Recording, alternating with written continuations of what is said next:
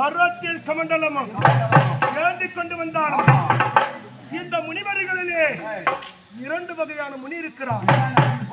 என்னென்ன முனி? இல்லறவாசி அல்லது துறைவரவாசி அல்லது தோராடிக்கிறவாசி. ஒரு தொலாடிக்கிற வாசின்றாரு. இல்லறவாசி என்றார் எப்படி ஒரு மனைவி ஒரு பெண்ணானவளை மணந்து அவளிடத்தில் இன்ப சுகத்தில் ஈடுபட்டு பிள்ளைகளை பெற்றெடுத்து மட்டும் பிள்ளைகளை பெற்றெடுத்தாலும் காணக சென்று இரண்டு கண்களையும் மூடி தானம் செய்து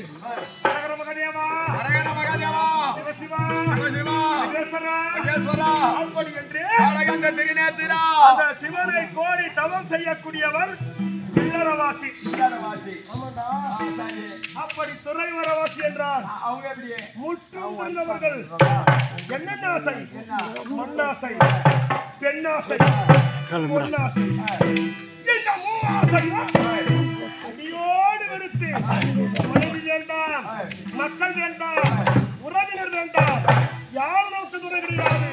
மகதேவா ஈசா என்றென்றும் நீ மட்டும் எனக்கு துணை, உன்னுடைய அருள் இருந்தால் போதுமையா என்று அனைத்தையும் துறந்து தவத்தை செய்வார். அப்பேற்பட்டவர் இரண்டாவது வகையை சார்ந்தவர்கள் துறைவரவாசி. இதிலே என்னை பார்த்தால் உனக்கு எப்படி தெரிகிறது?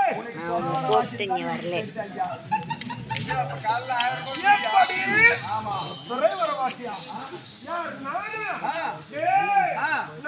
இல்லறவாசி.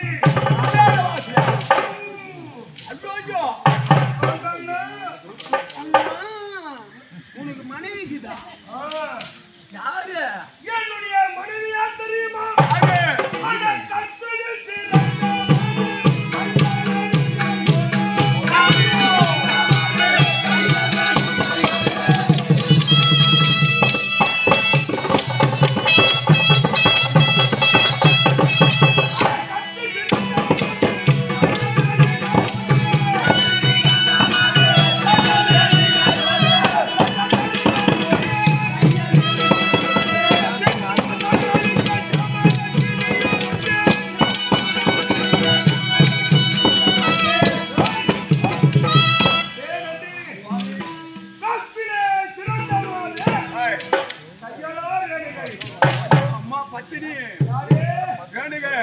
என்னுடைய மனைவி பத்தினி.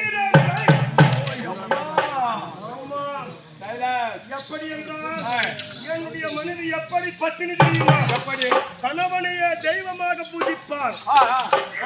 கணவனையே தெய்வமாக எந்த ஒரு பெண்ணானவள் கணவனையே தெய்வமாக போற்றி புகழ்கிறாரோ அவர்களே உலகத்திலே உத்தமி பத்தினி ஆவார். அப்படி இருக்க என்னுடைய பத்தினி ரேணுகை எப்பேற்பட்டவள் தெரியுமா? எப்பேற்பட்ட மகிமைப்படுத்தவள் தெரியுமா? நான் சிவபூஜையில் அமர்வேன்.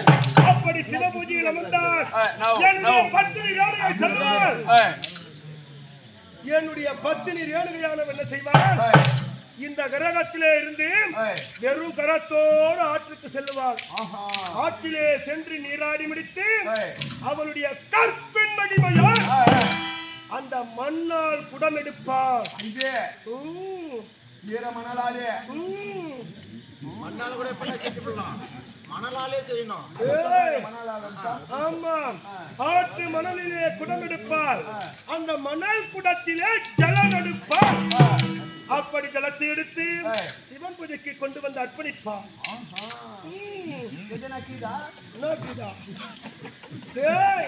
அப்பேற்பட்ட பத்தினி ரேணுகைக்கும் எனக்கும் பிறந்த குழந்தைகள் 5 பிள்ளைகள்.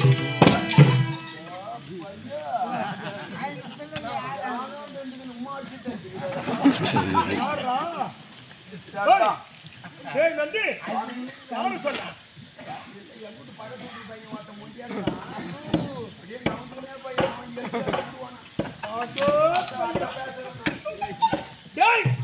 அப்படி எனக்கும் ரேணுகைக்கு பிறந்த பிள்ளைகள் 5 அட்டங்கம்.